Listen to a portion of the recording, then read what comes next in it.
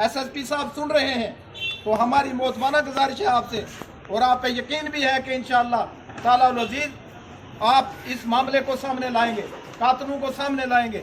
जब शवाहिद जो हैं, जब शहादतें आपके सामने मौजूद हैं, जो लोग उसके साथ थे या जिस घर के अंदर उसका कत्ल हुआ, उन लोगों को आपने नहीं पूछा है आज तक। अगर सही तफ्तीश हो तो ये कत्ल जो है इंशाअल्लाह ये सामने आ जाएगा।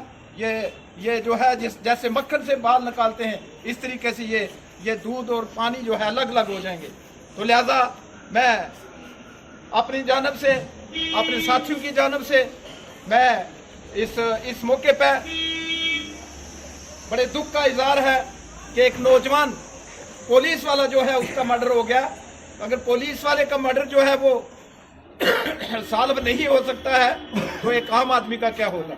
ये तो एक पुलिस वाला आपका आदमी है, ये तो आपका फर्ज बनता है कि इसको देखना कि इसको कैसे मारा गया, क्यों मारा गया, इसका कत्ल कैसे हुआ, और जहां इसका कत्ल हुआ उस घर के लोगों को आप पूछें कि ये आया, वो कहते हैं कि सुबह हमारे पास 8 बजे आया। अगर आपके पास 8 बजे आया तो 1:30 बजे तक आपने क्यों उसको नहीं देखा?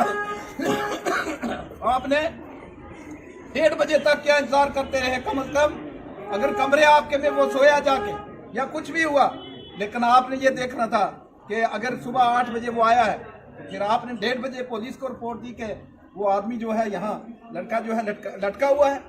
ये कैसे हो सकता है कि कोई किसी आदमी के घर में कोई जाए तो फिर उसको 8 बजे से लेकर 1-1:30 बजे तक जो उनके अल्फाज हैं हमने सुने हैं, ऐसे अल्फाज उन्होंने कहे हैं ये कि वो 8 बजे आया और 1:30 बजे तक हमने उसका पता नहीं किया, 1:30 बजे बच्चे ने देखा। ये कैसे हो सकता है? बाकी यह है